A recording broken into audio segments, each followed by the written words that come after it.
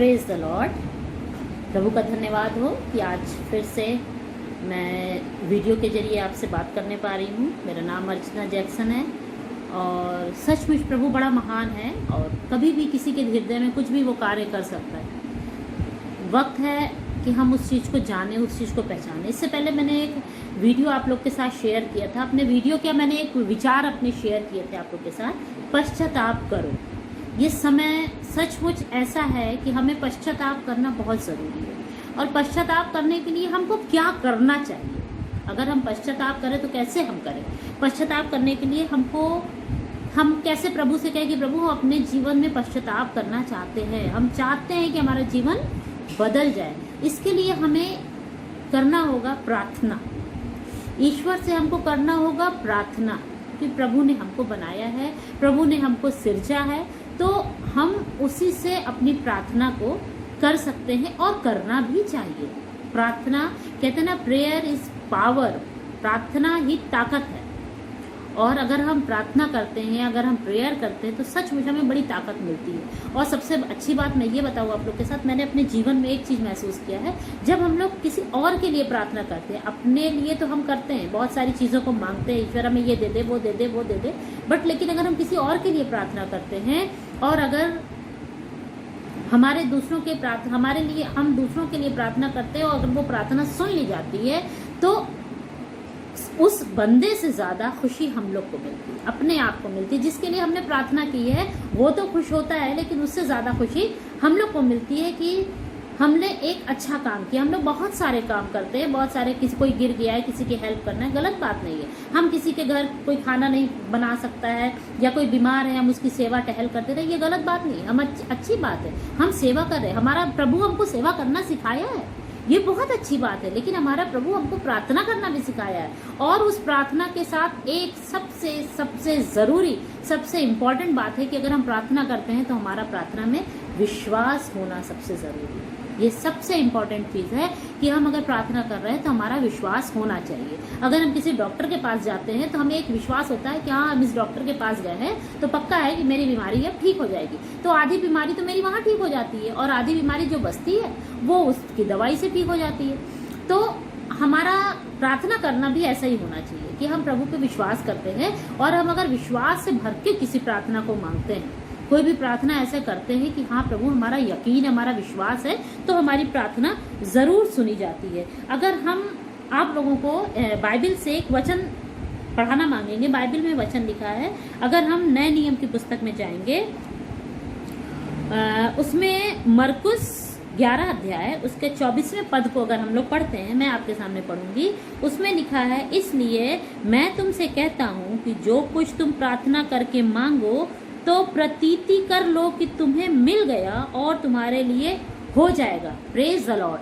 कितनी अच्छी बात प्रभु ने कही है कि अगर हम प्रार्थना करके कुछ मांगते हैं प्रभु से कि प्रभु हम बीमार हैं, हमारी ये बीमारी चंगी हो जाए, तो यकीन मानिए कि वो बीमारी चंगी हो जाती, क्योंकि हमारा विश्वास है कि अब हमने प्रार्थना कर दी, अब बिल्कुल हम ठीक हो जाएंगे, बिल्कुल हम ठीक हो जाएंगे। ये नहीं कि आप दवाई खाना छोड़ दो और आप डॉक्टर के पास जाना छोड़, नहीं, डॉक्टर ने आपको दवाई दी है, डॉक्टर ने आपको इंजेक्शन दिया है, डॉक्टर ने आपको रेस्ट करने को कहा, वो सब आप साथ में करिए, लेकिन ये विश्वास रखिए कि आपने प्रार्थना भी की है तभी वो दवा काम करेगी। आपने विश्वास से भर के प्रार्थना की है तो प्रभु उस दवा पर ही आशीष देगा, प्रभु उस डॉक्टर में ही अपनी आत्मा को डालेगा कि उसके छूने से, उसके इलाज करने से आप चंगे हो जाएं। और पता है कि और जब हम ऐसा करते हैं, हम प्रतीति कर ले, मतलब हम विश्वास कर ले कि हाँ ये हमारे लिए हो जाएगा और यकीनन वो चीज़ हमारे लिए हो जाती है।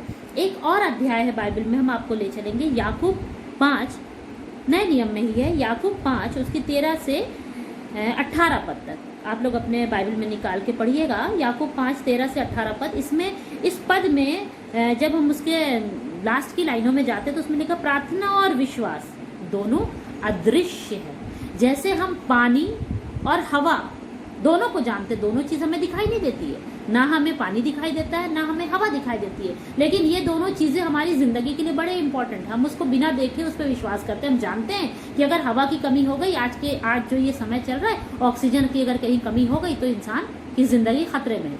वैसे ही प्रार्थना और विश्वास, ये दोनों चीजें भी अदृश्य है। अदृश्य मतलब हमको दिखाई नहीं देती हैं, लेकिन क्या है, ये दोनों चीजें हमें दिखाई तो नहीं दे रही है, लेकिन इन दोनों में इतनी ताकत है, इतना ये पावरफुल है कि नामुमकिन को मुमकिन बना देता है। हालेलुया। बहुत ही अच्छी, बहुत ही मीठी बात लिखी है कि अगर हम विश्वास करते हैं, अगर हम प्रार्थना करते हैं, तो जैसे हवा और पानी हम देख नहीं सकते हैं लेकिन महसूस कर सकते हैं। और जैसे आजकल कहा जा रहा है कि ऑक्सीजन की कमी हो जा रही है, तो लोग ऑक्सीजन की कमी जब जान जाते हैं तब वो ज्यादा बीमार होने लगते हैं।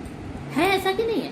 मैंने ऐसा सुना है, मैंने ऐसा महसूस किया है कि जब लोगों को पता चल जाता है कि वो बीमार हो गए, उनके शरीर में ऑक्सीजन की कमी होने लगी है, उनके शरीर में पानी की कमी होने लगी है, तो वो जानने के बाद ज्यादा ही वो बीमार अपने आप को महसूस करते हैं। उसी तरह हमारे परमेश्वर से हमारी प्रार्थना और हमारा विश्वास है कि जब हम उसको जान जाते हैं, जब हम उसको मानने लगते हैं कि सचमुच ये अदृश्य तो है लेकिन बहुत पावरफुल है, और ये कोई भी ऐसा काम ऐसा नहीं है जो हमारा प्रभु ना कर सके। हमारा प्रभु तो ऐसे काम को करना जानता है, ऐसी अनहोनी चीजों को, जितनी अद्भुत चीजें। अगर हम लाजर के जीवन को देखें, लाजर के घर में प्रभु का आना जाना था, लाजर प्रभु का अच्छा मित्र था, और जब वो मर गया तब जो है प्रभु 4 दिन के बाद वहां पहुंचा और उसने क्या किया, लाजर को आवाज दी और लाजर उठ के चला आया। तो इतना अद्भुत है हमारा प्रभु कि जब 4 दिन के मरे हुए मुर्दे को वो जिंदा कर सकता है, तो उसके लिए कोई भी काम ऐसा नहीं है जो नामुमकिन हो और वो मुमकिन ना कर सके। ठीक है, तो हमारा जीवन, हमारा विश्वास कैसा होना चाहिए?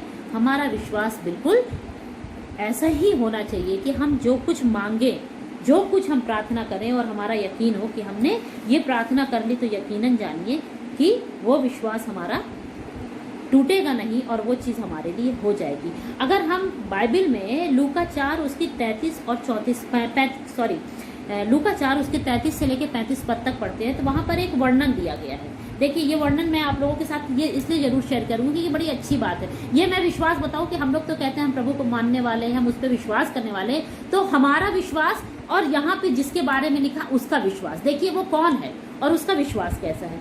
यहाँ पर वचन में एक प्रभु जो है आराधनालय में एक मनुष्य था। जब प्रभु आराधनालय में गए तो वहां पर एक मनुष्य था जिसमें क्या थी, अशुद्ध आत्मा थी, और वह ऊंचे स्वर से चिल्ला उठा, ठीक है, यीशु नासरी, हमें तुझसे क्या काम, क्या तू हमें नष्ट करने आया है? सोचिए, उसका विश्वास देखिए, ये मत देखिए वो दुष्ट आत्मा है, वो दुष्ट आत्मा है, लेकिन उसका इतना विश्वास, वो जानता है ये प्रभु यीशु है, ये बहुत पावरफुल है, ये कुछ भी कर सकता है, और वो जानता था कि ये जिससे मुझे खतरा है।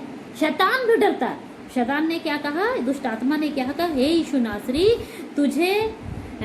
हमें तुझसे क्या काम, तू क्या कर रहा, तू क्या मुझे नाश करने आया है? तू क्या चाहता है कि हम सब नष्ट हो जाएं? और मैं तुझे जानता हूँ, मैं तुझे जानता हूँ। ये दुष्ट आत्मा जानता था कि वो कौन है, तू परमेश्वर का पवित्र जन है।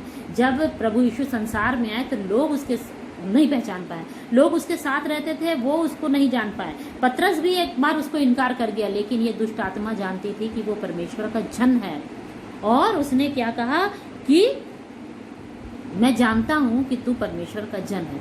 यानी इसमें मैं और इस बात से सिर्फ मैं एक बात ये बताना चाहूंगी कि उसका विश्वास कैसा था, उसका विश्वास कितना अटूट था उस दुष्ट आत्मा का। तो जब वो दुष्ट आत्मा का विश्वास इतना अटूट हो सकता है प्रभु यीशु के ऊपर, तो हम और आप क्यों नहीं? हम और आप तो जानते हैं कि हमारा प्रभु कौन है, हम और आप तो जानते हैं हमको बनाने वाला कौन है, हम और आप तो जानते हैं कि हमारा जीवन जो चल रहा है, जैसे पानी और हवा के बिना नहीं चल सकता, वैसे प्रभु यीशु के बिना नहीं चल सकता। हमको उस पर यकीन करना, हमको उस पर विश्वास करना है।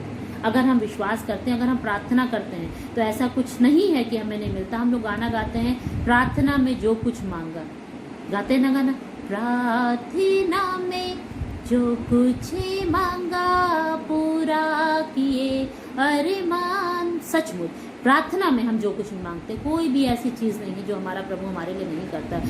बस हमारा विश्वास होना चाहिए, हमारा विश्वास होना चाहिए। वो एक स्त्री का वर्णन हम बाइबल में आता है जिसको 12 साल से लहू बहने का रोग था। 12 साल से वो सारे डॉक्टर, सारे वैद्यों के पास जाती रही, बहुत उसने अपने पैसे वेस्ट कर दिए, बहुत उसने अपना समय बर्बाद कर दिया। अब शायद उसका शरीर बहुत कमजोर हो गया, तो उसके पास कुछ नहीं बचा था।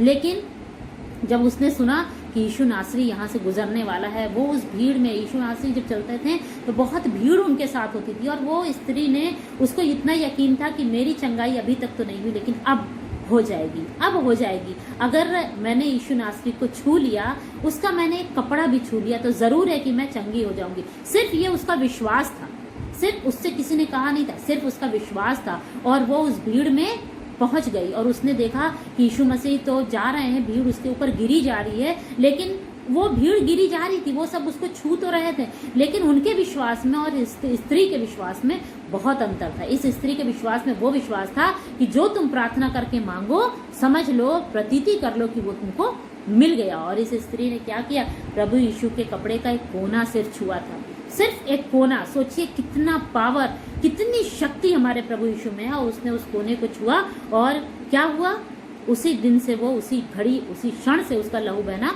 बंद हो गया। उसी घड़ी वो चंगी हो गई, उसी घड़ी से उसका बीमारी एकदम दूर हो गया। इतने सालों से वो इलाज करा रही थी, इतने पैसे उसने खर्च कर दिए थे, इतने डॉक्टर्स के पास गई थी, लेकिन अभी उसका क्या हुआ कि वो, उसकी बीमारी चंगी हो गई सिर्फ यीशु मसीह के कपड़े को छूने से। और वो छू देना ही नहीं, छू तो बहुत से लोग रहे थे, बहुत से लोग वहां से गुजर रहे थे, बहुत सी भीड़ उसके ऊपर गिरी जा रही थी, लेकिन इस स्त्री का छूना क्या था, विश्वास से छूना था। इस स्त्री ने बहुत विश्वास से छुआ और इसका यकीन था, इसका विश्वास था कि जब मैं इसको, यीशु मसीह के कपड़े को छूंगी तो मैं जरूर चंगी हो जाऊंगी। और ऐसा ही हुआ, उसने यीशु मसीह के कपड़े के कोने को छुआ और वो चंगी हो गई। उसी तरह बाइबल में यहाँ पे जो वर्णन था कि वो दुष्ट आत्मा जो थी, उसको विश्वास था, वो डरता था, वो डरता था, वो प्रभु यीशु से डर रहा था। उसका एकदम विश्वास था कि अरे ये तो परमेश्वर का जन है, ये तो परमेश्वर का जन है, ये तो क्या करेगा, अगर इसने चाहा तो मेरा नाश हो जाएगा। और इस विश्वास से, उसका विश्वास जब इतना दृढ़ हो सकता है, उस स्त्री का विश्वास इतना दृढ़ हो सकता है, तो हमारा और आपका विश्वास क्यों नहीं दृढ़ हो सकता। हमें और आपको तो प्रभु ने चुना है, अपने लोग कहलाने का हक दिया है, अपना वचन पढ़ने का हक दिया है, अपने आप से प्रार्थना करने का हक दिया है। ये हमको हक दिया है कि हम हक से मांगे, हम प्रार्थना करें, हम हक से मांगे, हे प्रभु हमें ये चाहिए, हे प्रभु हमें चंगाई चाहिए, हे प्रभु ये बीमारी हमें छूनी नहीं चाहिए।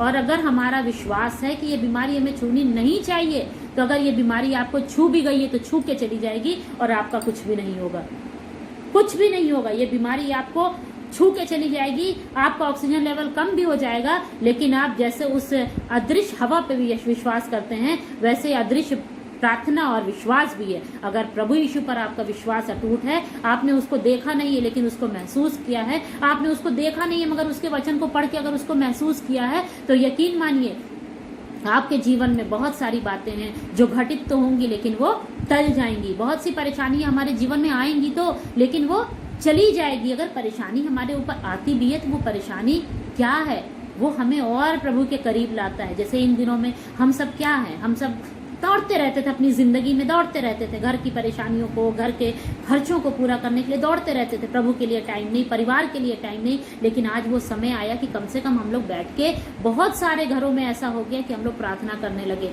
बहुत सारे, ये लॉकडाउन हुआ, सबके सभी जगहों पे ज्यादातर जो है चर्चेज में ताले लग गए कि संडे के दिन चर्च में लोग आराधना करने नहीं जा पाते हैं और हम लोग अपने घरों में आराधना करते हैं। हम लोग चर्च में इकट्ठा होते थे तब आराधना करते थे, लेकिन आज का दिन क्या है, आज का दिन ऐसा है, आज समय वो आ गया है कि हर घर आराधनालय बन गया, हर घर प्रार्थना का भवन बन गया, हर घर प्रार्थना करने वाला बन गया, हर परिवार के लोग कलीसिया बन गई। हम वहां इकट्ठे होते थे, कई बार ऐसा होता था परिवार में 4 लोग हैं तो 2 लोग चर्च में हैं, 2 लोग घर के बाहर हैं, 2 लोग घर पर हैं, 2 लोग चर्च में हैं, 2 लोग घर पर हैं। लेकिन आज ऐसा समय आया कि अगर हम परिवार में 4 हैं तो हम चारों बैठ के प्रार्थना करते हैं। ये प्रभु का धन्यवाद, ये प्रभु की योजना है, ये कुछ नहीं है, ये सिर्फ प्रभु की योजना है। और प्रभु हमारे जीवन को बहुत अद्भुत रीति से चला रहा है।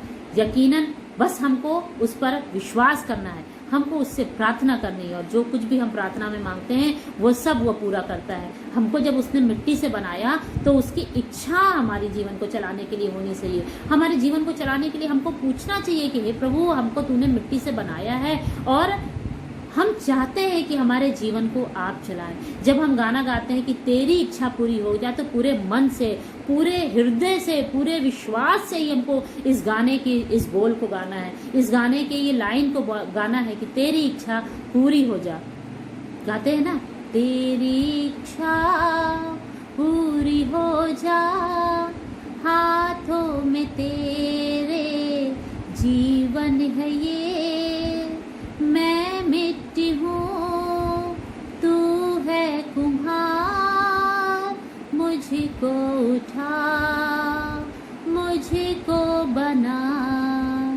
है ऐसा?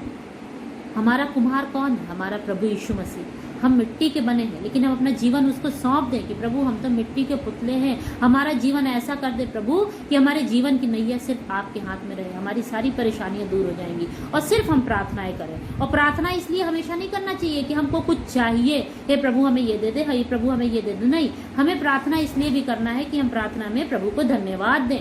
हम धन्यवाद दें कि इस महामारी में हम सुरक्षित हैं, हम धन्यवाद दें कि हमारे घरों में किसी चीज की कमी नहीं है, हम धन्यवाद दें कि हमारा जीवन प्रभु में चल रहा है, हम धन्यवाद दें कि हमने मनुष्य जीवन लेके जन्म लिया, हम धन्यवाद दें कि हम मसीह के लोग हैं, हम धन्यवाद दें कि हमने प्रभु का स्वरूप अपने ऊपर महसूस किया, कि हमको प्रभु ने अपने स्वरूप में बनाया है। हम धन्यवाद दें कि उसने अपनी श्वास हमारे अंदर डाली है, और जब सब कुछ उसने तैयार किया तो हमारा जीवन भी उसी के लिए होना चाहिए, हमारा जीवन उसी के हाथ में सौंपना चाहिए कि हे प्रभु हमारे जीवन को आप ही चलाएं। हे प्रभु हमारा जीवन ऐसा कर दे कि हमारे जीवन में जो कुछ है वो सब कुछ तेरी मर्जी से हो, कहीं हमारी इच्छा मेरी मर्जी ना पूरी हो, जो भी मर्जी हो तेरी पूरी हो। अगर तेरी मर्जी है कि हम भूखे रहें तो हाँ प्रभु आज हम भूखे रह जाएं। हमारा प्रभु ऐसा निर्दयी नहीं है कि अपने लोगों को भूखा रखे या उस पर विश्वास करने वालों को भूखा रखे। वो तो उन चिड़ियों को भी खाना देता है जो ना कभी खेत जोतती हैं, ना वो अपने खत्तों में इकट्ठा करते हैं, लेकिन उनके भी खाने की कोई कमी नहीं होती है। वो हमारा प्रभु ऐसा नहीं है कि हमें कपड़ा ना दे, वो तो उनको भी कपड़े देता है। जो जंगली फूल होते हैं कितने सुंदर कपड़े होते हैं। बाइबल में लिखा है कि राजा ने भी अपने वैभव में अपने समय में इतने सुंदर वस्त्र नहीं पहने जितने सुंदर वस्त्र वो फूल, वो शोषण के फूल जो घास के होते हैं, जो आज हैं कल खत्म हो जाएंगे, वो पहनते हैं। तो हमारा आप तो उसकी रचना है और उसकी सबसे सुंदर रचना है, और सबसे अच्छी चीज़ कि वो हमसे बहुत प्यार करता है। तो हमें उसके प्यार पे विश्वास रखना है, हमको अपने प्रार्थना पे विश्वास रखना है, और हम बस सिर्फ प्रार्थना करें कि हे प्रभु हम तुझसे प्रार्थना करते हो। यकीन माने कि अगर हमारा विश्वास है कि ये प्रार्थना हमने की और ये पूरी हो जाएगी तो जरूर हो जाएगी। बीते दिनों में मैंने जो भी प्रार्थनाओं में मांगा प्रभु ने पूरा किया। प्रभु ने कोई भी प्रार्थना ऐसी नहीं की कि प्रभु से खाली रहे,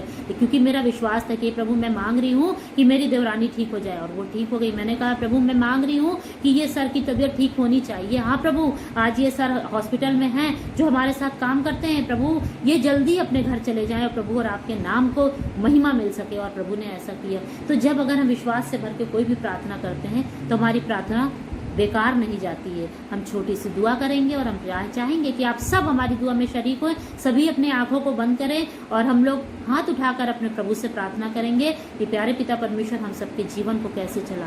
प्यारे बापा आसमानी हम तुझसे प्रार्थना करते हैं प्रभु कि हमारा जीवन ऐसा अद्भुत होना चाहिए। प्यारे पिता परमेश्वर ये जीवन हमारी नहीं परंतु आपकी इच्छा से चलने वाला हो सके। हाँ प्यारे बापा आसमानी जैसे हम यकीन करते हैं प्रभु कि हवा और पानी संसार में है, उसके द्वारा हमारा जीवन चलता है प्रभु, तो उसके वो भी आपके चलाए चलते हैं प्रभु। हवा और पानी भी आपकी आज्ञाओं को मानते हैं प्यारे पिता परमेश्वर। तो प्रभु हम भी आपकी आज्ञा को मानने वाले बन सके प्रभु। हम जो भी प्रार्थनाएं करें सिर्फ इसलिए नहीं प्रभु कि हमें कुछ चाहिए प्रभु, होने दीजिए आपका धन्यवाद देने के लिए हम प्रार्थनाओं में बैठे प्रभु। और प्यारे पिता परमेश्वर होने दीजिए कि हमारा प्रार्थना व्यर्थ न जाए प्रभु। हमारी प्रार्थना बहुत विश्वास से भरी हुई प्रार्थना होनी चाहिए प्रभु, क्योंकि विश्वास से भरी हुई कोई भी प्रार्थना है प्रभु तो वो खाली ना जाएगी प्रभु। और प्यारे पिता परमेश्वर हम जानते हैं प्रभु कि प्रार्थना और विश्वास हमारे जीवन का मूल है। और प्यारे बाप आसमानी हम लोग प्रार्थनाएं करते हैं लेकिन शायद हमारा विश्वास अधूरा होता है, इसलिए हमारी प्रार्थनाएं नहीं कबूल होती प्रभु। लेकिन होने दीजिए प्रभु कि जब भी हम प्रार्थना करें तो इस विश्वास से करें कि प्रभु आपने हाँ और आमीन में उत्तर दिया प्रभु। ऐसा ही हुआ प्यारे पिता परमेश्वर। प्यारे बाप आसमानी सुनने वालों को सबको आपके हाथों में सौंपते, जो कोई भी इस वचन को सुनता है प्रभु होने दीजिए कि वो आशीषित है प्रभु और उन सबका जीवन बदल जाए और सबके जीवन में प्रार्थना और विश्वास आकर भर जाए और सब लोग अपने जीवन में प्रायश्चित पश्चाताप कर सके। प्यारे पिता परमेश्वर हम सब अपने जीवन को आपके हाथों में सौंपते हुए आपके पवित्र और मीठे नाम से मांगते हैं, आमीन।